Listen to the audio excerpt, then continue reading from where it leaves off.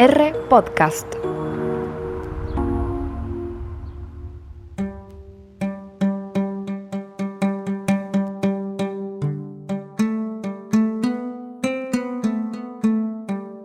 Bueno, hoy nos vamos a ocupar de una historia muy cara a lo que ha sido el desarrollo científico, que tiene que ver con las teorías. Y ese riesgo siempre allí, a la vuelta de la esquina, de que la teoría devenga en una sentencia. La teorización pasa a ser el régimen discursivo y ahí sí que tenemos problemas. La palabra deriva del griego por contemplar, teoría, y el término está particularmente referido al pensamiento especulativo. Teoría también tiene que ver con nuestra capacidad de entender, de avistar más allá de la experiencia perceptible. Las teorías fueron cambiadas lentamente y yo diría que uno de los grandes logros de este cambio de concepción teórica le corresponde a la modernidad. Entonces hay que crear una institución distinta y como estamos en una época donde el universo era finito, aquí se va a estudiar ese universo y pongámosle de nombre universidad. Hoy no le podríamos haber puesto universidad porque el universo es infinito. Nadie se hubiera animado a poner esa palabra. Pero en aquel momento le daba un lustre que te la debo. Y aparecen las primeras universidades de Bolonia, la Sorbona, Cambridge, Oxford, el Salamanca. Y ahí lentamente empiezan a aparecer cuestionamientos. Juro por Apolo presenta Harvey, las teorías en circulación. Lo que traemos a colación precisamente hoy es en la persona de William Harvey, nacido en 1578, muerto en 1657 en Inglaterra, a quien le cupo vivir en un tiempo en que el estudio de la anatomía comenzaba a permear toda la medicina, a partir de advertir la necesidad de un conocimiento también fisiológico para concebir cómo era el comportamiento del cuerpo humano. Y gracias a la percepción llegó a vislumbrar el modo en que la sangre realmente circula por el cuerpo, en oposición a lo que venía sosteniendo la tradición secular, fundamentalmente Galeno. Mucho antes del siglo XVI, el tema de cómo se generaba la sangre y su destino dentro del organismo venía preocupando al grueso de la profesión. Ya en la antigüedad se hablaba de una producción continua de sangre, por lo que no existía razón para preocuparse con las sangrías, que se hacían frecuentemente. No se preocupe, señora. Después de que le ponga esta sanguijuela, va a mejorar. ¡Qué bicho inmundo! Si no, le puedo cortar una vena del codo y... ¡Oh, no! ¡Qué horror! Comprenda, señora, la neumonía no desaparece sola. Hace falta extraerle sangre. Mucha sangre. Si no, ¿cómo se van a ir los humores malos del cuerpo? Viene de la teoría de los humores, que en parte viene de Hipócrates y después lo perfecciona Galeno, que dice que adentro de la sangre hay humores malos. ¿Y cómo te lo sacas? Sacando la sangre. Entiende, señora. Los humores malos están en su sangre. Mientras más les saque, más rebosará de salud. Sangre es lo que sobra. Vos pensá lo que te puede llevar a ser una concepción teórica que no se discute. Grecia, 300 años antes de Cristo. Había un par de griegos, Herófilo de Calcedonia, del 335 al 280 a.C., llegó a la conclusión que las arterias transportaban sangre en lugar de aire, en tanto que otro, Erasístrato de Ceos, 304 al 250 siempre antes de Cristo, imaginó que esta debía circular de manera similar al flujo de la savia en los árboles, para lo cual el corazón debía funcionar como una bomba impulsora. Por ahí estamos bien. Y las teorías atraviesan el historial de la medicina y un gran teorizador fue Galeno, que corre más o menos unos 1500 años. O sea, que una teoría perdure 1500 años de ninguna manera puede ser buena para la ciencia, porque en realidad es una petrificación. Seguro que caemos en un dogmatismo. Fue crítico de Herófilo y de Erasístrate. Esas teorías son ridículas. Mis experimentos con animales no dejan lugar a dudas. Hay dos tipos de sangre. Por un lado, está la sangre venosa, oscura, que se produce en el hígado a partir de los alimentos y se mueve hacia el ventrículo derecho del corazón. Allí atraviesa el tabique a través de unos poros invisibles y llega al ventrículo izquierdo, donde se mezcla con la sangre arterial fresca que nutre los pulmones. Como vemos, es necesario que la sangre venosa se mezcle con esta sangre más espiritual para cumplir con su propósito nutritivo. La sangre venosa era producida en el hígado a partir de sustancias nutritivas a fin de sustentar órganos y tejidos, y la producía a raudales. Era una catarata de producción de sangre, era como la cascada del Iguazú. Por su parte, la acción de las arterias era llevarla desde el corazón al cerebro para su filtración y purificación. O sea que los pulmones no se sabe cómo entraban en esto. En 1924 hay un médico egipcio que recupera algunos escritos de un médico de la época de la Edad Media. Egipto, siglo XIII.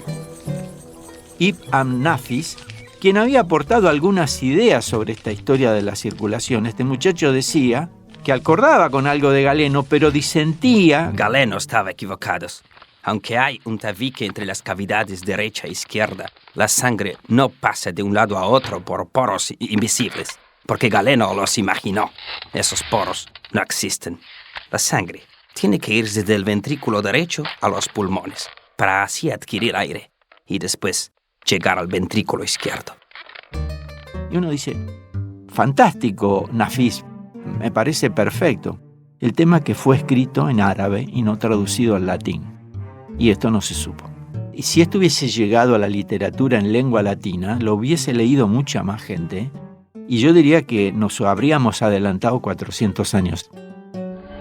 Londres, 1616. 400 años después de Nafis aparece William Harvey en la escena. Era el hijo de un exitoso hombre de negocios con vocación para la medicina. Se graduó en Cambridge y prosiguió los estudios en Padua. Se fue a Italia porque Padua era la cuna del desarrollo de la medicina. Pensemos que ahí había estado nada menos que Vesalio, que había escrito el primer libro de anatomía, y ahí había un discípulo de aquella tradición vesaliana que era Hieronymus Fabricius. Las inferencias de Harvey estuvieron basadas en observaciones clínicas y en experimentos de vivisección. La vivisección es cortar venas o arterias de animales vivos y ver cuando se pierde sangre qué es lo que pasa, o ver cuál es la dirección de la sangre, el flujo, si va de un lado hacia el otro o a la inversa. Bueno, él había visto unas válvulas presentes en las venas estando en Padua, que se las había enseñado Fabricius, y si bien se sentía fascinado por el hallazgo, el paduano, el maestro, no terminaba de brindarle una explicación para qué estaban estas válvulas. En este último tiempo he estado investigando el movimiento de la sangre. Doctor, ¿y por qué en esta clase de especímenes? Son animales de sangre fría. Verá, los animales de sangre caliente, la sístole y la diástole... Perdón, ¿sístole? ¿Diástole? La contracción y la relajación del corazón ocurre muy rápido, por decirlo de alguna manera.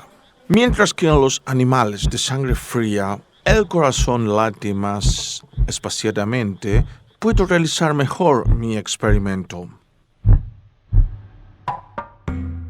Y así hacen la típica experimentación de la modernidad, y para reforzar las presunciones que él venía viendo de la investigación, se le decidió colocar una ligadura en la parte superior del brazo de una persona a fin de interrumpir el flujo tanto arterial como venoso. Lo que imaginaba.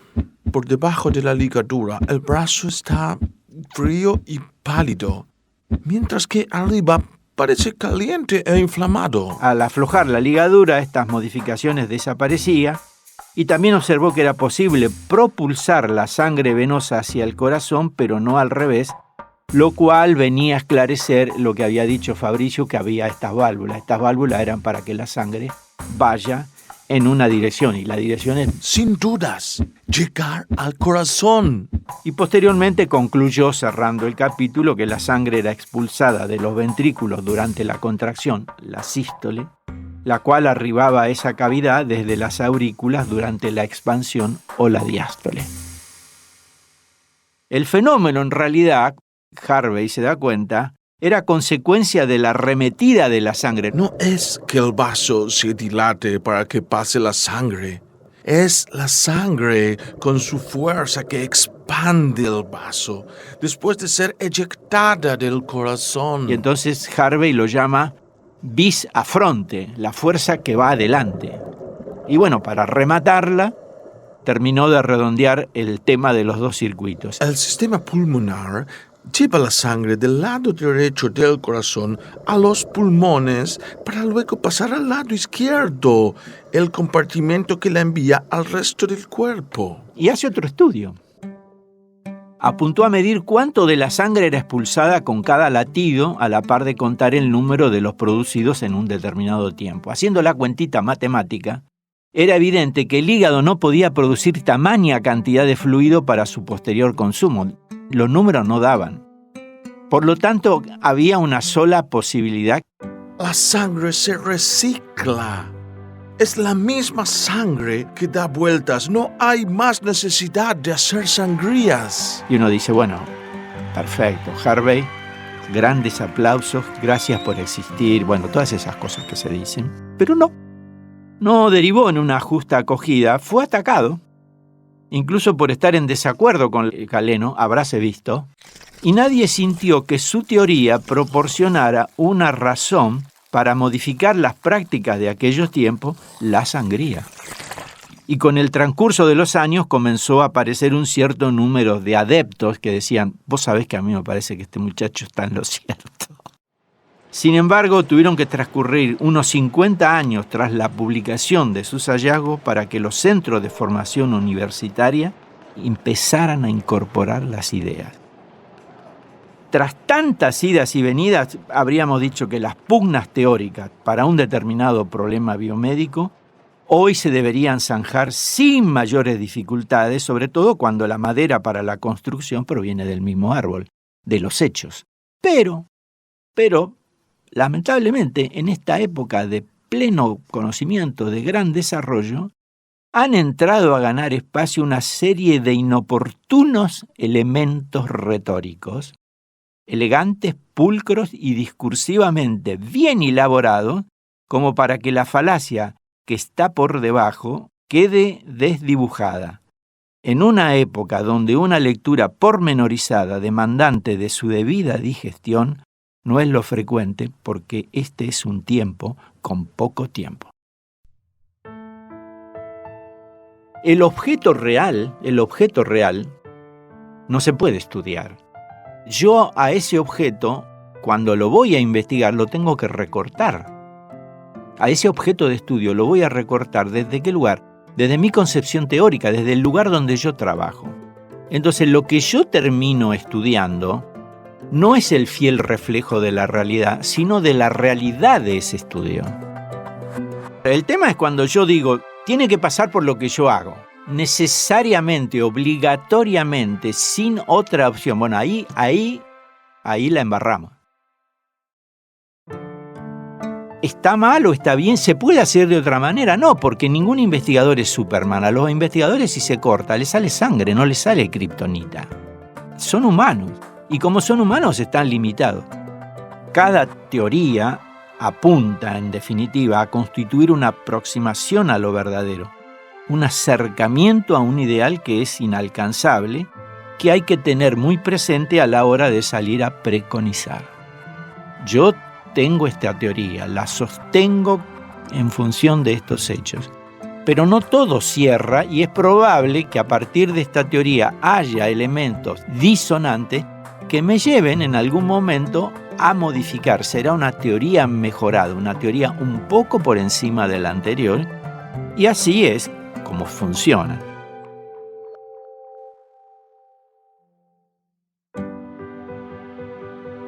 Juro por Apolo es una producción de R Podcast para la Fundación Ciencias Médicas de Rosario, Santa Fe, Argentina. Protagonizada por Oscar Botazo, con la producción general de Juan Ignacio Isern y Martín Parodi. Guión de Luciano Redigonda. Música de Manuel Sánchez. Y las actuaciones de Lucila Campos, Juan Nemirovsky, Juan Pablo Jevoli y Carlos Baccaro. Diseño gráfico, Sebastián Fandiño, Chulo. Comunicación, Valentina Alvarado. Juro por Apolo forma parte del proyecto Medicina Lírica de la Fundación Ciencias Médicas, presidida por el profesor Dr. Alberto Muñagurria.